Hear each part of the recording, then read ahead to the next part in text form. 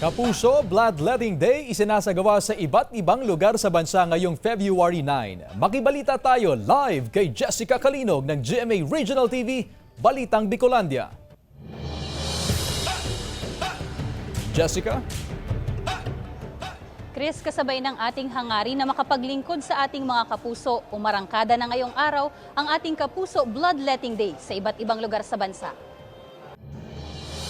Maaga pa lang, bukas na ang CSI Mall sa Dagupan City para bigyang daan ang ating mga kapuso na gustong magbahagi ng kanilang dugo sa pagnanais na madugtungan ang buhay ng iba.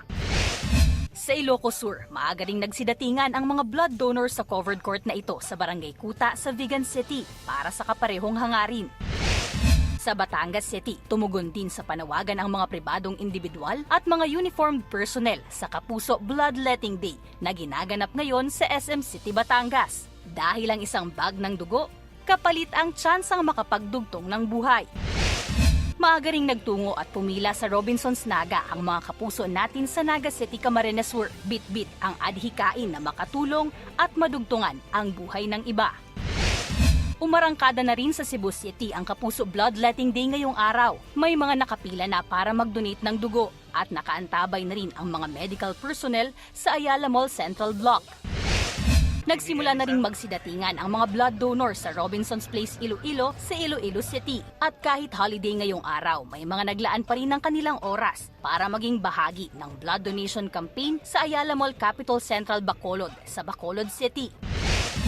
Sa Davao City, handang-handa na rin ang mga kawani ng Philippine Red Cross sa Kapuso Bloodletting Day sa Ayala Malls, Abriza.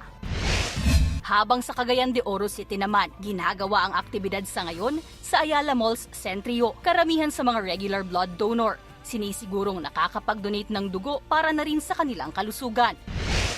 Mangilan-ngilan na rin ang nag-donate ng dugo sa blood donation drive sa KCC Mall Gensan sa General Santos City. Ayon sa mga donor, nakakagaan daw ng loob na makatutulong sila sa mga nangangailangan ng dugo.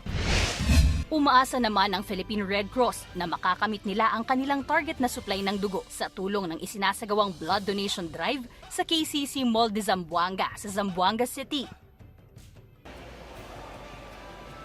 Para sa mga kapuso natin, Chris, mula Luzon, Visayas hanggang Mindanao na nais pang maging bahagi ng ating Kapuso Bloodletting Day, pwede pa po kayong humabol dahil hanggang mamayang alas 6 ng gabi pa ang blood donation drive sa nabanggit na mga lugar.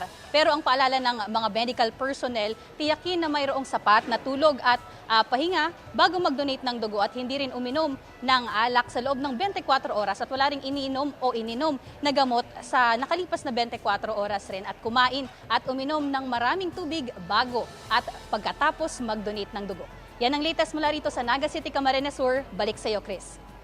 Maraming salamat, Jessica Calinog ng GMA Regional TV, Balitang Bicolandia.